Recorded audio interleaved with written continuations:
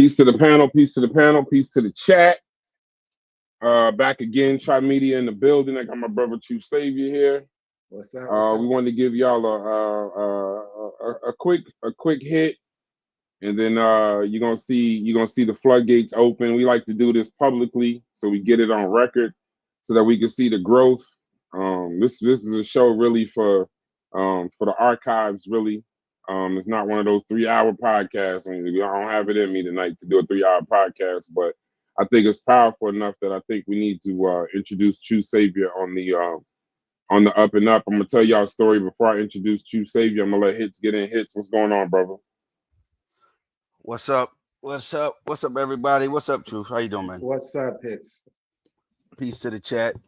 Ain't nothing, man. A mini storm just blew through here, so I'm happy the lights are still on right now. Yeah, that's another reason why it's got to be quick. If y'all don't know, Hits is literally north of me. That means that storm is coming all the way to hit me in Truth as soon as possible. So out here, I don't know what y'all call y'all's, but ours is PSE&G, and it gets a little crazy. PSE&G will flash your lights at a heartbeat for the storm, right. No question. So let me tell y'all a quick story about True Savior. So we did a show about 3 weeks ago, and on that show, it was our first hip hop show. It was a hip hop conversation. We didn't know what it was. We were having the same conversation. Lord Jamar had riled up some of the people in our Discord, so we just went live. It was an afternoon show.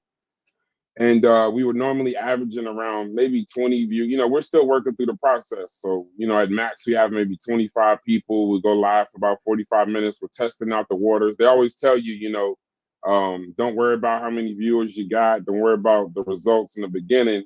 The main problem that people have when they first start doing shows is they just don't go live. So the benefit was always go live, get the content out, and then that way, when you are at 100,000 subscribers, rising tide raises all ships. People go back and watch all them videos, so you'll get all the views if you put in the work and you last, you have some longevity.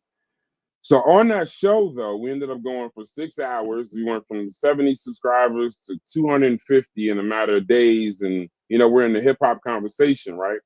So we're like, all right, let's take advantage of the algorithm. The Lord Jamar conversation was very important. And in the chat, we had a guy named Truth Savior, right? He was leaving poignant comments here and there, up and down the conversation. And I was seeing that people, even amongst, we had over 150 people in the chat, but even the 150 people in the chat, they were even telling us, hey, Truth. About 30 people say, hey, Truth Savior. So we're already planning the next show. That's how me and Hits work. We're dealing with the information that we have right now, but we're already on to the next show. Let's figure out what the next show is about. Let's talk about the next show. And on the next show, that show, I'm skipping. On that particular show, I messaged Truth and tell me if when I start making mistakes. I said, Truth, what's going on, Rush? What's going on, Melanated?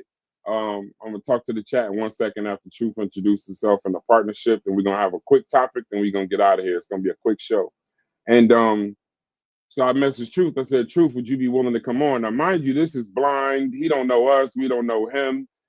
And he says, yeah, I want to check y'all out for a minute before I talk about covered on the panel. I just want to take a little break.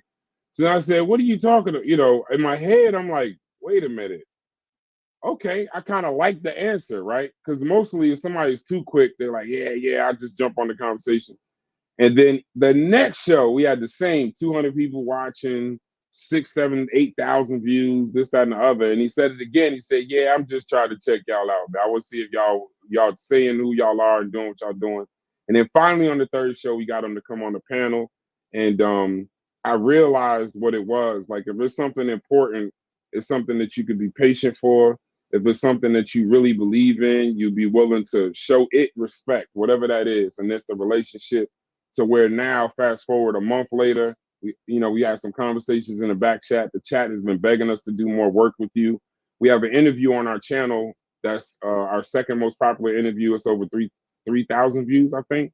And now you put it on your channel. It's at 2,000 views. So people want to hear from you. So we wanted to do Truth Savior powered by Tri Media. He still made me wait, y'all, just so y'all understand. It still wasn't like a quick thing. And now we had a partnership with True Savior. I'm so excited. I'm so fired up to do the work. We've been working on logos and websites and different things like that. So without further ado, our newest partner to Try Media, True Savior. All right. Well, thank you very much for that introduction. I appreciate it. I'm excited about it. I think we can do some good things together. Like I said, I'm not a tech guy, but listening to and watching how Brass work and how Hits work, I said, man, I definitely would be in good hands. So I'm excited about the partnership, and I believe what they're doing. I believe in what they're doing. I believe that they want to cover more than one or two topics. They want to cover a number of topics. And for me, I'm not just only hip hop. That's where people kind of know me from. But I get into politics. I get into other things as well. And so I'm hoping to deal with that as well. Other than just hip hop. So yeah. Yeah, I recognize that immediately. And I think the more I talk to the people in these conversations, the more I talk to them, the one thing I'm noticing or the one thing that I'm realizing is when you come late to a conversation, you tend to think that that's who you are per se. True Savior is the hip hop guy. He's the person that'll call out a tether and make him understand his place, right? Right. But in actuality, when I started watching your channel, is when I realized that you got a lot going on. You got a lot of wisdom. No person. People say, "Oh, Black people aren't monoliths." No one person is any one thing. And I want to get into some real conversations, some FBA conversations, some Aboriginal conversations, hip hop conversations too. But Right. I don't want to just limit you to that. And then too, when you told me that it was just a hobby, one of the things that I understood very quickly is one of the things that people fall victim to, especially our color, our people, monetizing your personality is very important. It's a pillar in Tribe Media. And our hobbies, what happens is we start off a hobby, we get really good at it, we're the best at it, and then somebody comes in, monetizes it, makes all the money, takes it with them. One of the things I believe in, especially in regards to our people, is that we should always try to, if we have a hobby that we can make income from, most people are like, oh, I just do that for fun. Okay, well, what if I told you there's a 9-year-old kid on YouTube that makes $1 million a month and he just does it for fun too? Right? And then it's like, well, I'm not any one person, and that's where Tribe Media comes in. So I'm fired up about the partnership. We've been working for, we're making commercials, we're doing memes, we're doing shorts, the pre-production, the present production, the post-production, and I'm fired up to do it. So, without further ado, we can have a quick conversation. But as far as the partnership hits, if you want to talk about it, Logic, if you want to come up, let's have a quick conversation about the elections, and then let's get to work. This is just the intro. I want to get to work. If anybody knows me, I want to get to the next thing, and then the next thing, and then the next thing. Chart this, chart it in time. It's a moment in time, and then move forward. Logic, you're more than welcome to come up here. Go ahead, Hits, if you want to say something. Yeah, I just want to ask Truth, is there, any other things that he's interested in? That part gets left out of these conversations because we get focused on one facet of someone's personality, right? I have a lot of little different hobbies, Right. And interests that most people may not know about, and I think everyone does. Even if you don't get to practice that hobby, it's things you're interested in. Right. So that you can let the people know that, because that's what brings us new listeners, new followers. So definitely talk to that. Yeah, when I started this YouTube thing, it was like maybe 8 years ago, but I was into the conscious thing, back in the day. And then I was dealing with the Aboriginal narrative, that thing that was out there. And the Egypt thing, I was all into that. Was the Egyptians black, and trying to prove that, going back and forth with other YouTubers. And I did that for at least the first 3 years or so. And then life happens, and I had to give it up. And like 5 years passed. I wasn't even on YouTube for like 5 years. And then I retired. And then all of a sudden I heard about this 50-50 thing. And I said, oh my God, this is right up my alley. It's Black culture, it's right up my alley. And so it got me back into it. And so ever since 20, I would say late 22, yeah, 2022, I've been doing this YouTube thing basically about Black culture. And so, yes, I'm also into politics. You know, I'm following the elections. That's a habit, that's a hobby of mine as well. And so this is why I would love to get into some discussions about politics, what is beneficial for the Black community, why should we what is in our best interest as Black people, whether or not we vote Republican or Democrat. Those are our only two choices unless we stay home. And so I think we have to be smart about who we vote for and not be so simplistic. And so hopefully we get in those kind of discussions as well.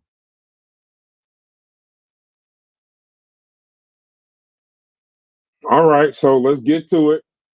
What last night live? So tonight we're gonna have a major show about FBA and the elections.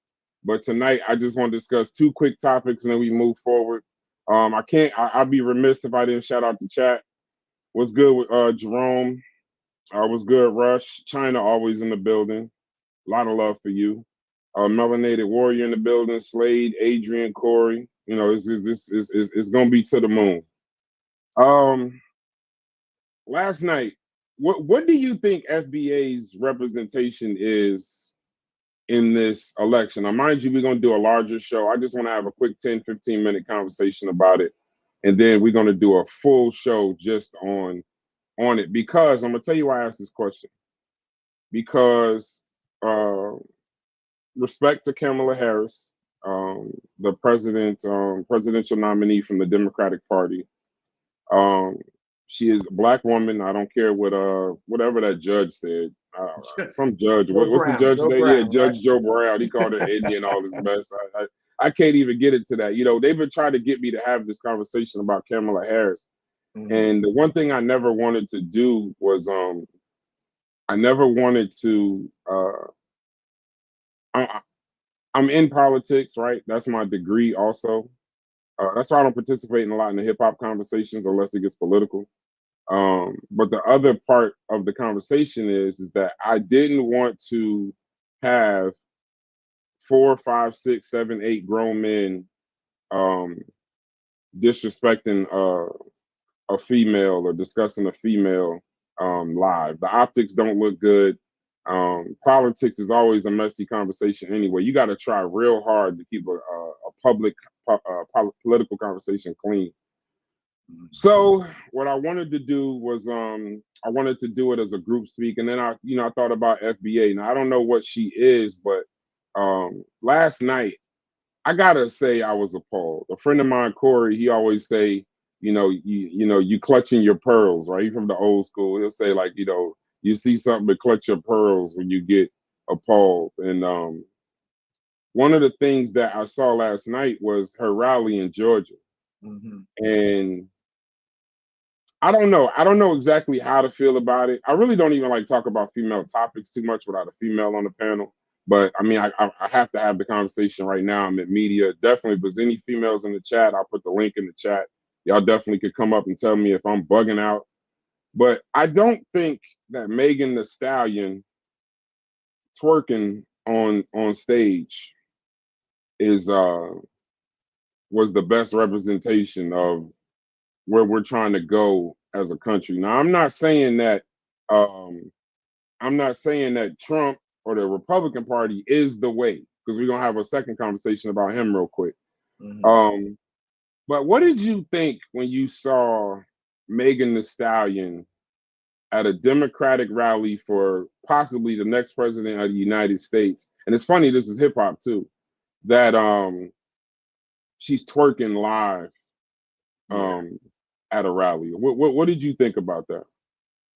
Well, there's a time and place for everything, and it certainly wasn't there. So, uh, it unfortunately we're it's stereotypical of our women to be twerking, and so it wasn't a good image, a good look to have a black woman twerking, because that's what, when we think of twerking, we think of black women. And at an event like that particular rally, I didn't like it. I didn't think it had a place to be there in the first place. So I'm totally against it, in my opinion.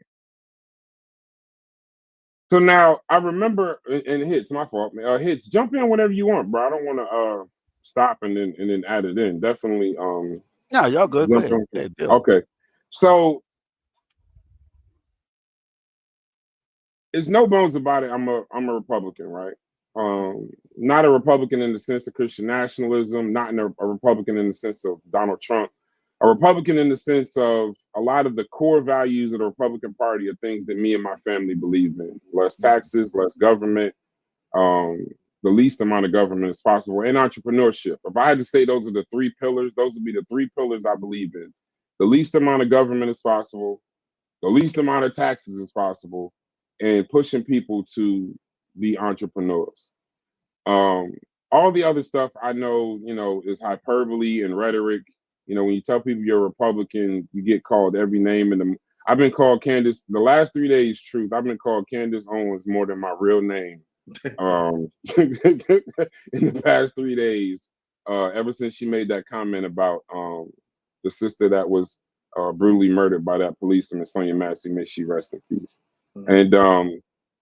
And one of the things I don't like about the Democratic Party, I love the governmental process, right? I love the political process. I'm in love with that. If I had a passion about that, that's what I worked on. I worked on campaigns on the tri-state area, probably over 500 campaigns, probably helped over 1,000 people get elected. I put my money where my mouth is. And but one of the things I've never liked about the Democratic Party is the pandering they do to our community. Mhm. Um, the twerking on stage last night was one. Um, I remember one that really, really, really bothered me. I remember Hillary Clinton when she was running, and she was on the Breakfast Club, and The she hot pulled sauce. the hot sauce out her bag, Mhm. and I thought that was so damn demeaning. Yeah. I, Yeah. and the thing is, it's always bothered me. It's like, while you may not like Donald Trump, you may not like George Bush or whoever was running at the time, you may not like the Republican side, but little stuff like that, to believe that you can get my vote because Beyonce said, I keep hot sauce in my bag, and you got these little taglines, or you got, what's the name, twerking. A friend of mine, Corey, he made a great analogy. There was like twerking and stuff during Hillary Clinton's campaign too. And she was saying that, you could twerk for health and all this other stuff. She was trying to make this cross that just didn't make sense. And a friend of mine, he put it in the best way that I've heard anybody put it. He said, why would you think that if she say the same thing if Chelsea Clinton was twerking on camera, Mhm. right? So how do you feel about FBA's role in the election, right? That's one. And then my second question would be, um, what would you need to see to be addressed per se, that either party would have to do to earn the vote from FBA. What would you say to that? Piece of logic. I know you're in the building. Well, full disclosure, I'm a Democrat, registered Democrat, been Democrat all my life. Um, Now we're at a point in history where are we at this point of losing our democracy or not? And there's a real threat to it by the Republican Party. And I know you say you're not necessarily like a Trump guy or a MAGA guy, may not be, but this group of individuals are definitely trying to change this country forever. And there's a thing called Project 2025. And a lot of people heard about it, but don't know what's in it. Now, let me give you a good example of one state that has some elements of Project 2025 in it, and that's the state of Florida. Now, with Project 2025, under the Republican Party, they want to eliminate the Department of Education, which means that anything in the history of this country that frames America in a bad light, like slavery, like the genocide of the Native Americans, or anything that makes white Americans feel comfortable, that will be eliminated. Uh, you won't be able to talk about Martin Luther King because that will reveal an evil history or a bad history about this country. You wouldn't need a Martin Luther King if this country did the right thing from the beginning. So Martin Luther King would be eliminated. Any references to the things that we went through in this country, we're just hearing about Tulsa. You can forget it. You'll never hear about Tulsa under Project 2025 for kids growing up and going to school in the near future. And so, for example, in Florida, and I wanted to link this to Florida, they have eliminated African American AP courses, API courses, AP courses, and you can't even talk about, and the way they talk about African American history, they make it seem like it wasn't such a bad thing. Well, there were certain, jobs or skills you gain as a reflection of slavery. And so you have this kind of revisionist history that is going on in Florida today. They also have an issue in Florida where even if you protest, and if law enforcement view that your protest is somewhat riotous or violent, they could arrest you and they won't even give you bond. You can't even make bail until you either plead out or you appear in front of a court. And so what they're trying to do is discourage protesting. So for example, if there was another George Floyd incident, you would have to think twice before you go in the streets and protest. Because in the state of Florida, you're taking a chance that you can be arrested for just even being out there. God forbid if you block a street. They said that anyone in a vehicle, if they run you over, they're excused from liability, civil liability. So they could kill you. And because you were in the street protesting, they will not be held liable. So this is going on in Florida right now. And that's just a small sector of what's going to happen if Donald Trump becomes president, because this is going to be a federal thing, banning of abortions, not banning of abortions, banning of abortions federally. Under no circumstances can you get an abortion. And so this is just the tip of the iceberg. So for me, I recognize that the Democrats pander too much. I recognize that we will get nothing from the Democrats. We've been faithful. The majority of African Americans, the foundation of Black Americans, have been faithful to the Democratic Party. And we've been patient with the Democratic Party, and they've been consistently thumbing their nose at us. But what the Democrat Party is not going to do, or at least appear they're not going to do, is take away the democracy that we now hold today.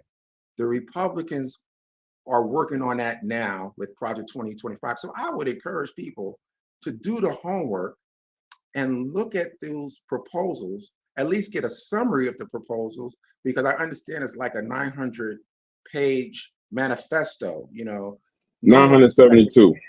Yeah. So no one's expecting anybody to read 900 plus pages, but there are a lot of people. You go online, there's a lot of people who are breaking this thing down. And if that doesn't scare you, whether or not you're a Democrat or a Republican. If you're a Republican and you're fine with giving up your liberties, let me give you another quick example. Mhm. If you're a federal employee under 2025, Project 2025, usually people think, hey, my job is secure, got a good pension, everything is good. But under Project 2025, they could, what do you call it? What's the word I'm looking for? They could rename or reclassify. That's the word I'm looking Yeah, for. reclassify. Reclassify that status to basically a political appointee, meaning that you could be terminated for no reason at all. It's up to the discretion of the president. If the president feels that they don't want you to have that job and it's a federal job, you're not going to have it. There's no protections. And so this is what we're faced with. So for me, I could deal with the pandering, but I can't deal with losing everything. And if you, like I said, people need to look at this stuff and understand what is going to happen. Trump might sound good. Hey, listen, we could all be one, what do you call it? What's the word I'm looking for again? One position voters or one, help me out. Single issue. Single, there you go. We could all be single issue voters. Like, for example, I don't like the immigration issue, the migrant crisis. I hate it. I mean, I think something should be done. It should have been done years and years ago. And I know Donald Trump is saying that he's going to get rid of all the immigrants. And that sounds good to a lot of Black Americans. But what are you willing to give up for that? And is it reasonable that he can really get rid of everybody that's here? And so is this just about talk, or can this really happen? And how is it going to benefit you? By him getting rid of all these immigrants, does that mean that you're going to have a better stake at life in this country? The Republicans have always told you to your face they don't care about you in terms of Black people. The Democrats pretend they care, but at least the Republicans, they're upfront. No, we don't like you Black folks. We're never going to do anything for you. But so I can deal with the pandering, but I'm not willing to risk that to lose everything and not recognize the country we all were accustomed to growing up. And if we have kids, do you want your kids to grow up in a different type of country where their rights will be impeded? I don't want that. So I'm not telling people how to vote, but please make sure you do your own research and understand the positions that the Republican Party today is taking, and see if that's the kind of future you want for you and your kids. And so that's my position. I think with me and we got Brother Logic on the panel, I just want to make a quick response and then let Logic cook. And we're not going to be up here much longer. Like I told you, I'm not going to keep you long. I want to get to work on the future projects. One of the things that with Project 2025, now that we're talking about the Republican Party, I think when we talk about Republicans and we talk about monolith, a lot, you know how you do the far right, all the way extreme. Project 2025 is even past the extreme of what the Republican Party is. And even with Trump, I don't know if you know, they've been coming out against Project 2025, even with the rhetoric and the hyperbole. Listen, I know Trump is problematic. He's problematic. He'll say if he's in the room of Christian nationals, he'll tell them, this is the last vote you'll ever have to make, and the whole world goes crazy. But people actually believe that, right? I mean, the Constitution. I'm a person, like I said, I'm into politics. I lean on the Constitution. He was the president before. He lost it. He fought hard to keep it. He fought hard to change the results, and then there was a transition of power to Joseph Biden. So I'm gonna lean on the fact that he gave it up once before. I'm gonna lean on the fact that even Republicans are not interested in a king. I lean in on the Constitution. I'm not gonna say any and all, but The leader of the Project 2025 resigned yesterday or the day before yesterday, specifically because of what the Republican Party was saying in regards to it. Now, I'm gonna say this one thing about Project 2025, and you'll probably understand this. Maybe other people won't. Um, there's always been the Project 2025 is not being brought forth by the Republican Party or Donald Trump. The Project 2025 is being brought by a foundation called the Heritage Foundation. In every election, Project 2025 is not a policy, it's not an ideology, it's a transition plan. So essentially, it's a first 180 days. What we want you to do in the first 180 days to basically wipe out the fact that we had Biden for 4 years. So that's one thing. There's Project 2025 is not new. There's been different versions of Project 2025 on both sides of the bar, Democratic and Republican, going as far back as Nixon. Even before that, there's always some form of a foundation that wants to get their transition plan into the new president so that they can execute it. Right? Reagan tried to execute a lot. That's how you got a lot of those things. The latchkey kids, the closing of all the YMCA's, the kind of fueling crack epidemic. You took away everything else from everybody else. So there's Project 2025 in and of itself is something new, but those kind of transition plans coming from foundations outside of Democratic and Republican parties have been around for a while. Do I agree with Project 2025? No, sir. I don't even want to live in a world where the EPA doesn't exist, where the IRS goes away. Now, I don't like taxes, but I do believe we need something to keep these streets together. And if you know, like I know, the Garden State Parkway and the Turnpike, I hit a pothole the other day, and I swear my whole front end went into the road. So I understand, you need taxes for those things, just not as many. I don't agree with Project 2025. I'm glad that man stepped down. Hopefully the rhetoric and the hyperbole will die down. Some of those things will get passed, but getting rid of the Department of Education, that's not gonna. Any sane human being, and there's sane people on both sides, Republican and Democrat, and then also the Constitution. What scares me the most, and I'm gonna land my plane right here. What scares me the most is that you have situations now where if Trump wins, I think he's going to win, but if Trump does win, I think we're going to have, for the first time in a while, a Republican Congress, a Republican Supreme Court, and a Republican White House.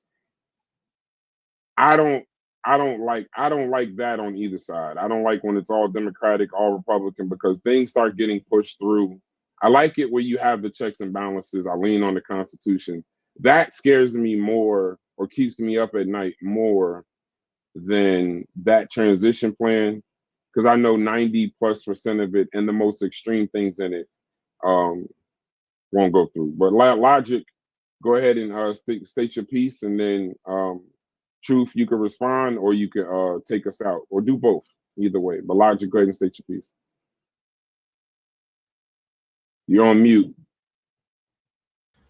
I didn't really hear nothing that was really worth commenting on. I mean, I like the fact that y'all touched on the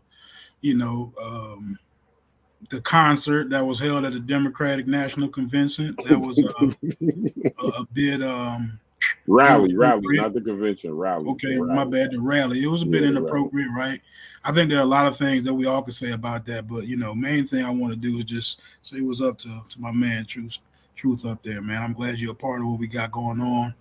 Hopefully we can have some good, healthy conversations later on, man. And keep up the good work, man. All right, thank you, brother.